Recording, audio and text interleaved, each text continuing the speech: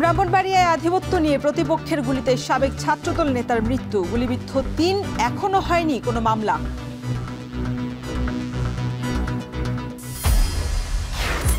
একের পর এক ভূমিকম্পের উৎপত্তিস্থল নরসিংদী, ৯০% ভবন নির্মাণে মানা হয়নি বিধিমালা, আতঙ্কে স্থানীয়রা।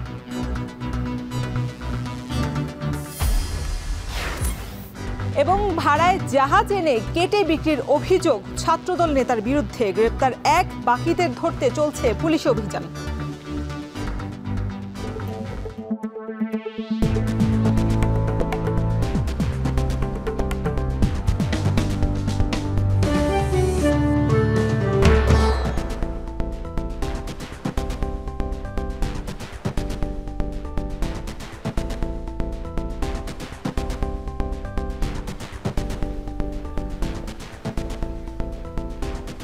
স্বাগত এখন জনপদে, সঙ্গে আছি আমি শরীফরাও। আধিপত্য নিয়ে প্রতিপক্ষের গুলিতে সাদ্দাম হোসেন নামে এক সাবেক ছাত্রদল নেতা নিহত হয়েছেন, গুলিবিদ্ধ হয়েছেন আরও ৩ জন। বৃহস্পতিবার সন্ধ্যা এবং দিবাগত রাতে ২ দফায় শহরের কান্দিপাড়ায় গোলাগুলি হয়।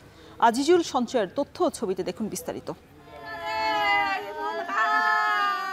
জেলা সদর হাসপাতাল মর্গে সাবেক ছাত্রদল নেতা সাদ্দাম হোসেনের গুলিবিদ্ধ মরদেহ।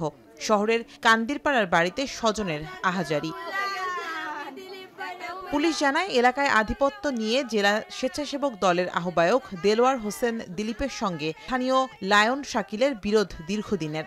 এরই জেরে বৃহস্পতিবার সন্ধ্যায় কান্দিরপাড়ার মাদ্রাসা রোডে দিলীপের লোকজনকে লক্ষ্য করে গুলি চালায় লায়ন শাকিল ও তার সমর্থকরা। এতে গুলিবিদ্ধ হন টুটুল, শিহাব ও সাজু নামে দিলীপের ৩ সহযোগী।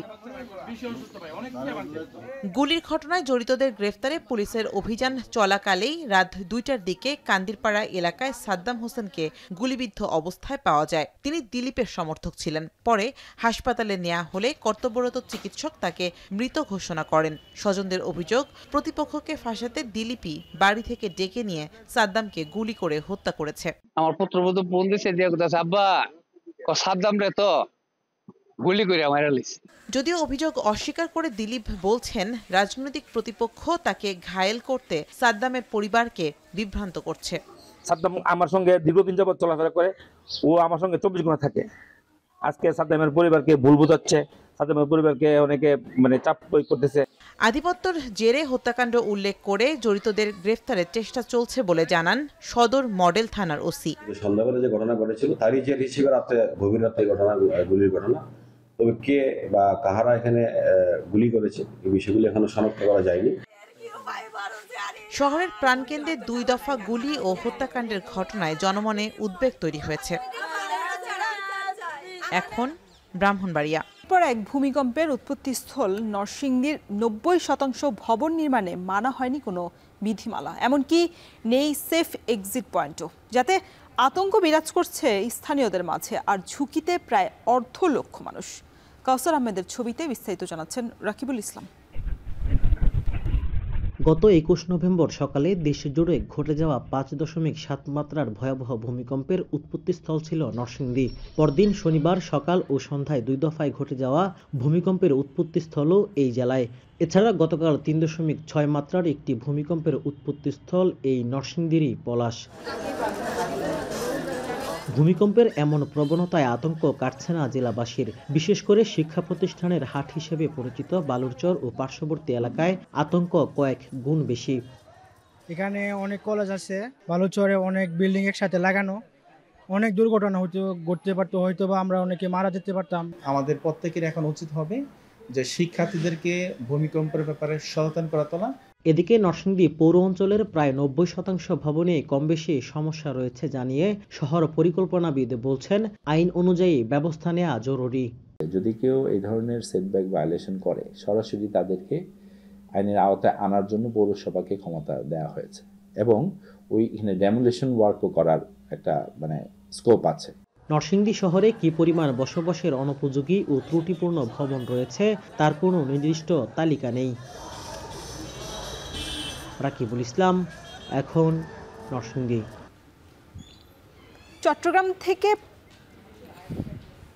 চট্টগ্রাম থেকে পণ্য বহনকারী জাহাজ নারায়ণগঞ্জের সোনারগাঁয়ে ভাড়ায় এনে কেটে বিক্রি করে দেওয়ার অভিযোগ উঠেছে স্থানীয় সাবেক ছাত্রদল নেতা শাহাদাত এবং তার সহযোগীদের বিরুদ্ধে। এই ঘটনায় মামলা দায়েরের পর একজনকে গ্রেফতারও করেছে পুলিশ। বিস্তারিত প্রতিবেদনে। চলতি বছরের ১ নভেম্বর চট্টগ্রামের রাকেশ শর্মার মালিকানাধীন জাহাজ মালয়েশিয়া কুতুবদিয়া ১ মাসের জন্য ভাড়া নেন নারায়ণগঞ্জের সাবেক ছাত্রদল নেতা জাফর ও শাহাদাত। অথচ ভাড়া নেওয়ার পর জাহাজটি নোঙর করে রাখা হয় মেঘনা তীরের HB হারুন অ্যান্ড ব্রাদার্স মেঘনা ডকইয়ার্ডে। এরপর টানা ১৫ দিন ধরে জাহাজটি কেটে বিক্রি করে দেয় জাফর ও শাহাদাতের কর্মীরা। ডকইয়ার্ডের স্টাফরা জানান, কাগজপত্র দেখিয়ে মালিক হিসেবে জাফর নামে এক ব্যক্তিকে পরিচয় করিয়ে দেয় শাহাদাত। সবকিছু যাচাই করে জাহাজ কাটা শুরু করে তারা। তবে জাহাজের প্রকৃত মালিক রাকেশ শর্মার দাবি, জাহাজটি তার এবং বিনা অনুমতিতে বিক্রি করা হয়েছে। মালিকে বলছে যে তাহলে আপাতত এইটা স্থগিত রাখেন।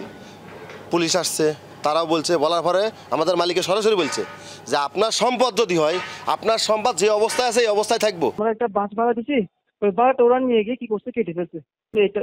এই কাহিনীটা হচ্ছে এটাই।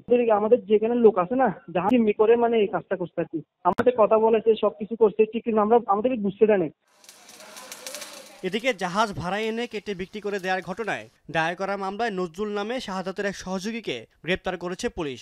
তারা সংবাদ পায় যে এটা মেঘনাতে একটা ডকইয়ার্ডে এটাকে কি কাটা হচ্ছে বা তাদেরটা বিনষ্ট করা হচ্ছে। এই সূত্র ধরে ওনারা আসে এজাহার দেয়, আমরা মামলা নেই এবং এজাহার নামীয় 7 জন আসামি, নজরুল নামের একজনকে আমরা গ্রেপ্তার করি, যে কাটার চুক্তি জড়িত। বর্তমানে তদন্ত অব্যাহত আছে। অভিযুক্ত ছাত্রদল নেতা শাহাদাতের কাছে এ বিষয়ে জানতে চেয়ে যোগাযোগের চেষ্টা করা হলেও তাদের বক্তব্য পাওয়া যায়নি। এখন নারায়ণগঞ্জ। চাঁপাইনবাবগঞ্জের সীমান্তে 3টি আগ্নেয়াস্ত্র এবং 6 রাউন্ড গুলি উদ্ধার করেছে বিজিবি। শুক্রবার সকালে চাঁপাইনবাবগঞ্জের 59 বিজিবি ব্যাটালিয়নে সংবাদ সম্মেলন করে এসব তথ্যই জানানো হয়েছে। সংবাদ সম্মেলনে বিজিবি জানায়, গোপন সংবাদের ভিত্তিতে বৃহস্পতিবার রাতে জেলার শিবগঞ্জ উপজেলার চকপাড়া সীমান্তে অভিযান চালানো হয়। এ সময় 3টি বিদেশি 1 শুটার গান এবং 6 রাউন্ড গুলি উদ্ধার করে বিজিবি। দেশের অভ্যন্তরীণ আইন শৃঙ্খলা পরিস্থিতি বিঘ্নিত করতে সন্ত্রাসী কার্যক্রমের জন্য ভারত থেকে এসব আগ্নেয়াস্ত্র আনা হয়েছে বলে প্রাথমিকভাবে ধারণা বিজিবির। অনুষ্ঠিত হয়েছে ঐতিহ্য উৎসব এবং প্রদর্শনী। বাংলাদেশের সমৃদ্ধ ইতিহাস, সাংস্কৃতিক ঐতিহ্য আর লোকজ শিল্প, নৃত্য, সঙ্গীত এবং বহুমাত্রিক সংস্কৃতিকে উদযাপনের লক্ষ্যেই এই আয়োজন করা হয়। শুক্রবার সকাল 10টায় রাজশাহী বিশ্ববিদ্যালয়ের উপাচার্য এই উৎসবের উদ্বোধন করেন। এ সময় সাঁওতাল আদিবাসীর লোকেরা নেচে গিয়ে উৎসবের সূচনা করেন। পরে এই আয়োজনের সাথে যুক্ত ইউনেস্কো, যুক্তরাজ্যের দুরহাম বিশ্ববিদ্যালয়ের ব্রিটিশ কাউন্সিলের প্রতিনিধিরা জাদুঘরের বিভিন্ন প্রত্নতাত্ত্বিক নিদর্শন ঘুরে দেখেন। উৎসবে দেশীয় ঐতিহ্য, মাটির বাসন, কাঁসার ব্যবহার আর ঐতিহ্যের পিঠার প্রদর্শন করা হয়।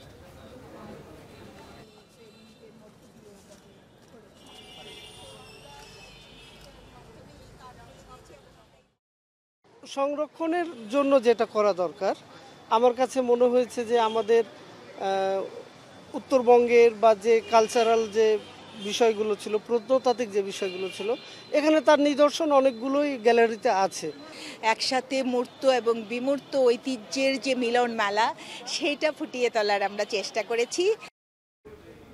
এই ছিল এখন জনপথের আয়োজনে। এখন টেলিভিশন ওয়েবসাইটে দেখতে ভিজিট করুন www.এখন.tv। এছাড়া ফেসবুকে যুক্ত থাকতে ভিজিট করুন facebook.com/tv.এখন এবং ইউটিউবে এখন টেলিভিশন সরাসরি দেখতে ভিজিট করুন youtube.com/c/echontv।